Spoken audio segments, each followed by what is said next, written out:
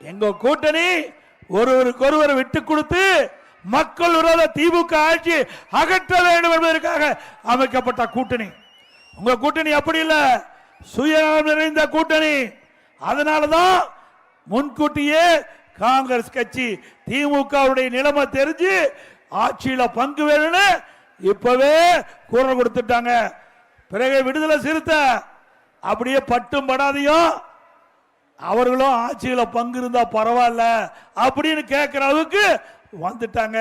இப்ப ஒரு புதுசா ஒரு கட்சி போய் சேர்ந்து இருக்குது. என்ன கட்சின்னு தெரியுமில்ல?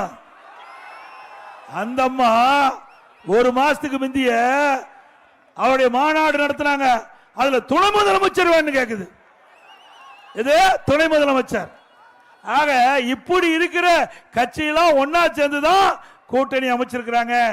ஆனா நம்முடைய கட்சி, நம்முடைய அண்ணா திமுக தலைமையில் அமைக்கப்பட்ட தேசிய கூட்டணி அப்படி அல்ல. ஒரே நிலைப்பாடு, அண்ணா திமுக ஆட்சிக்கு வர வேண்டும்.